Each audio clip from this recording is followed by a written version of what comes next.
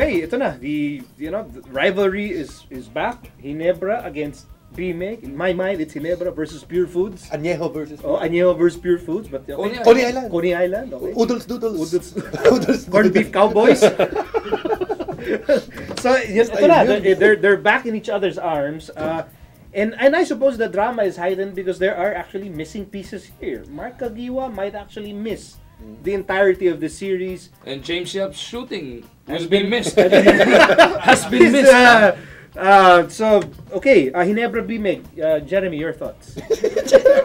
Andito pa rin. Sandali, welcome mo muna. Kakalanding lang ng Pilipinas niyan. Buti na lang, parang injured kaya nasama actually, natin. kaya nandito yan.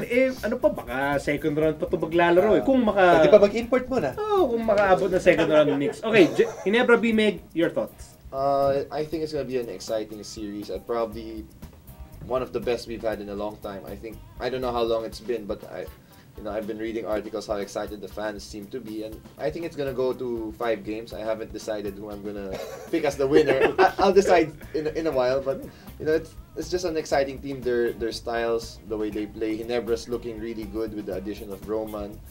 BMEG is slowly picking things up. They're trying to put their pieces back. James has been playing bad. Jonas is just finding his game again, and I think Joe Devans is just starting to get healthier, but they're still a very dangerous team, so it should be a great series. I'm hoping for 5. He thinks it's gonna go 5. I'm hoping for 5. We all deserve it. All PBA fans deserve a series like this, an epic matchup like this. 2 fan bases that absolutely dislike each other. 2 sets of players that may mutual respect pero may dislike din for each other. These guys, tandaan natin nadagdagan pa yan dahil doon sa playoff game. Doon nasaktan si Kagiwa eh. BMEG din ang kalaban in that playoff per second. So nadagdagan pa yung storya dyan. Ako sabihin ko na, right now I think momentum is with BMEG. Why? Because they just went through a nice series in which I think it really made their import mature because of that series. I think with Ginebra, there are some issues with Mark out. JJ was hurt coming into this series, so that's another question mark. So ang magiging dyan, remember, the last time, the reason why itong Ginebra was able to get through BMEG was because of an explosive game by Canaleta. Yeah.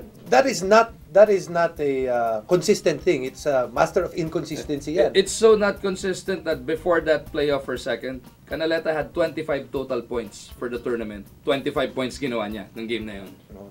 Ayun. So I think advantage has to be with BMEG right now because sila nakalaro. Nakalaro sila, sasabihin ng iba, hindi, pero pagod yan. Pero mas gusto mo na yung nakalaro ka and then nakakahanap sila ng gem within their team. Especially in that last game, they saw how important Mark was, Pingris. They saw how important Jonas was.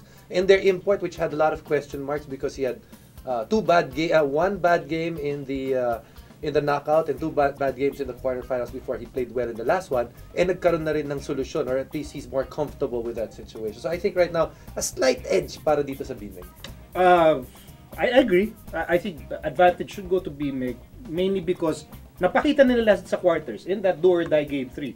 They can win even if James will shoot 1 out of 20 from the field. I mean, James is struggling with his outside shot. They can still win. Denzel Bowles, young as he is, binuhat niya. Put that team on his back. Siyempre, tinulungan siya ni Ping, tinulungan siya ni Jonas, was the magic bunot for that game. They've proven na they can win. And they needed it for themselves. Yes. Because of what happened against Powerade. They needed that one. Ngayon, maganda yung kumpiyansa na because of that. Now, in Ginebra naman, ito yung question mark. Can they win a 5-game series against a team like BMEG without Mark Kagiwa? Can they? Depende kung what JJ Helterbrand, we gotta remember, this guy is a former MVP. What he can bring to the table, and yung kombinasyon nila ni Mike Cortez, both of them can move over to the 2-guard spot. Pareho silang combo. Mike Cortez has been playing great. JJ Helterbrand, I think close to 9 points, close to 7 or 6 assists per ball game. What he brings on the offensive end, if Mark Kagiwa cannot go later on in the series. Ang balita natin, early in the series, wala. We'll try and get to see what happens late in the series. What do you think? Can Ginebra win without Mark Kagiwa? I think it's gonna be hard, but they probably can do it. As one guy we mentioned earlier is KG Canaleta.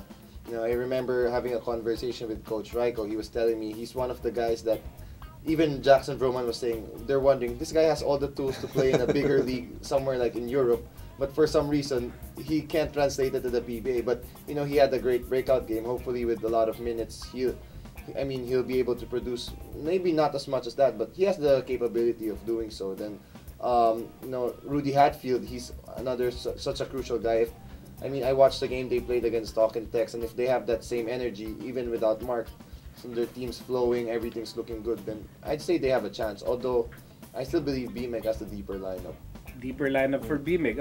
I think yung pagkawala ni Mark Aguiwa, my gut feel tells me it's an opportunity for someone like Mike Cortez. Yes. He plays great. He has played great in the tournament. He needs to play super in this series, and he looks really comfortable at a two-guard spot. He really needs to capitalize on that for Ginebra to win. Yes, and because si Mike Cortez, when you look at the dynamics of that team, he's the only one left that's willing to drive.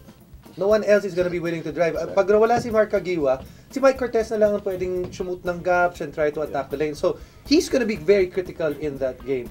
Now, aside from him, you talked about the energy. It's also essential for Ginebra to keep on having that positive energy. Guys,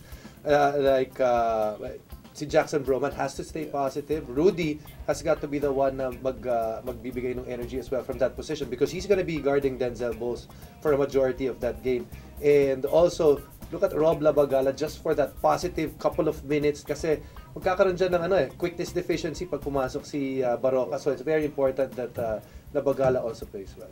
Okay, quickly lang. Sa imports, Vroman versus Bowles. Who has the upper hand?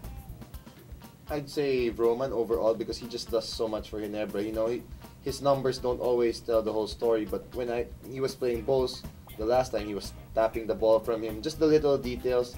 He's a great passer, a good help defender. You know, he did a lot. He does a lot for Ginebra. But of course, Bowles is gonna get his usual 20 plus, maybe 15 rebounds. So it's close, but I'd still go with Roman. I was gonna say Roman until that Sunday game of Denzel Bowles. Yun nga, binabang niya Jason, nung binuwat ni Bowles itong buong BMEG on his back that entire fourth quarter, he matured right before our very eyes, right there and then. No, I still like Jackson Roman. I think it's more difficult for Denzel Bowles to be effective without having good complementary players around him. Jackson Roman, on the other hand, makes his teammates look better because of what he does on the floor. Wow, it really sounds like it's going to be close, and let's see if it will go the distance all 5 games, BMEG versus Ginebra.